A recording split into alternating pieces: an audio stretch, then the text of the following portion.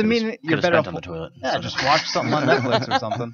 All right. Well, with that happy note, I'm going to turn it over to Black Adam Willis because, my man, you got to attend the Boston Independent Film Festival. I'm yes. jealous because I was supposed to be there. You were, and I was looking at the time, and there was no way you were going to make it. But this is my favorite event of the year. Let me live vicariously through you, sir. Yes, my favorite event of the year. It's the end of April. It's a week-long Wednesday to Wednesday. And it is a great little film festival right here in Boston that's super accessible for everybody. You can go and buy a ticket. They sell tickets right at the window for people who don't have actual badges, they don't have press credentials or anything like that. And it gives you access to so many of the filmmakers, so many of the writers, so many of the stars. Meet some cool people? So the opening night film this year was Bo Burnham's film, 8th Grade. Bo Burnham is a stand-up comedian. He's a local guy from Massachusetts, and So his film 8th Grade is about this young girl.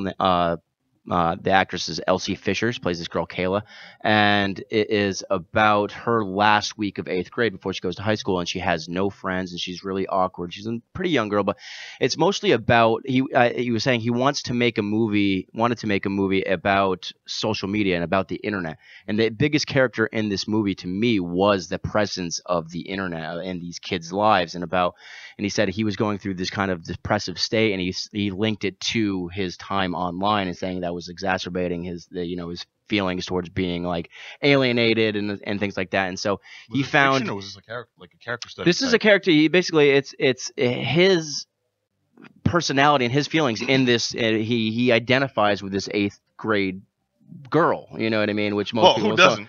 But it's just like you can apply it, and like watching the movie myself, like I applied a lot of the feelings I have too to like what this girl's going through. These feelings of like, putting yourself out there, but at the same time feeling alone in your personal life, not having friends, but like putting everything out there about making friends. It's about like giving advice and not knowing how to take it. You know what I mean? It's a little bit like that. And so he was actually there as well, and he was talking about the movie. The star was there, and I got to meet up with him afterwards. They always do the opening night party at Orleans Bar.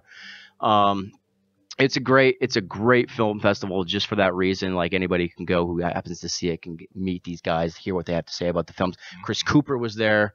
Paul Schrader, the great Paul Schrader, obviously the writer of Taxi Driver, was there with his film yesterday called First Reformed. Another great movie. And so, like I said, just the accessibility that most of them are at the Somerville Theater. They do movies at the Brattle Theater every night. I know on Saturday night they had The Godfathers of Hardcore with Vinny Stigma and Roger Miret from Agnostic Front. They were all there with the movie, and they were taking Q&A and stuff like that. So it's if you're interested in these movies, they have documentaries, narrative features, short films, and most of the times they'll have somebody representing their film there, and it's just great to go kind of rub elbows with these people that are making the art that you really appreciate. And so I've always enjoyed it just for that, and it's like they have whole days of movies on Saturday and Sunday. I'm going tomorrow to see 2 films at the Coolidge, and I'm hoping you can go Wednesday. Yeah, dude, I didn't get to go before. I'm really anxious to see, the Mr. Rogers documentary. The Mr. Rogers documentary, Won't You Be My Neighbor, is the closing film of the festival, and from what I hear too is bring some Kleenex because it's supposed to be incredibly moving movie, a documentary about Mr. Rogers, obviously just a peach of a man.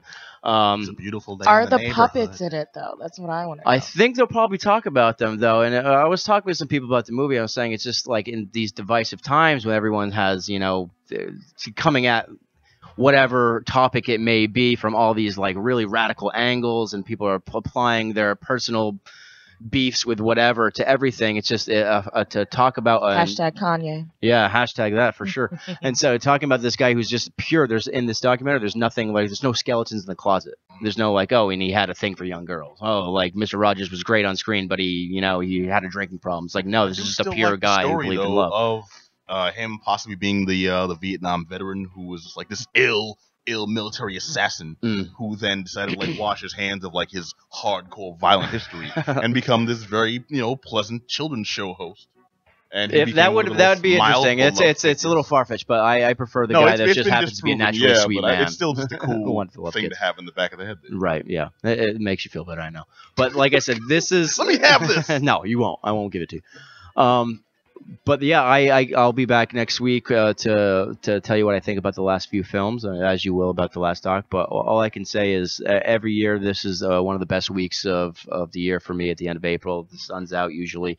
You can walk around the Somerville Theater, go get some food, and go catch a bunch of movies that you really like, and hopefully meet and hear about the movies from the directors or the writers or the stars, or all of them. And it's great. It's a great festival.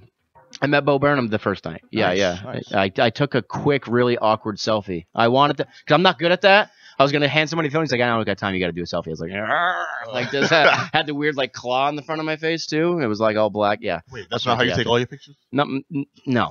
Oh, okay. All right. No. I just imagine every time I think of you, an awkward selfie. I don't know what. It's Pavlovian. Because there's enough of them out there. That's probably a lot. I'm just saying. Yeah. All right. I love everybody. Yeah, but yeah. Anyway, thumbs up for the movie Eighth Grade. That was the opening night film. It was everyone's giving John Krasinski all this credit because no, it was not last year. The year before, John Krasinski's first movie. Yes.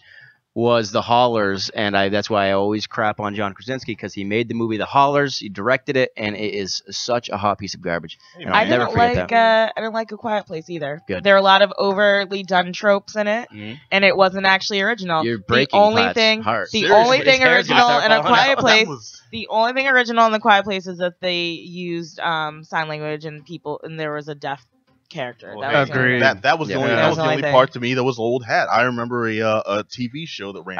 So Switched at you Birth. heard it here They first. Specifically, Pat is saying all of it was old hat. So don't see. Stop it! You stop it right now. Shame on you. How dare? It was This has been the not Geek great. Down.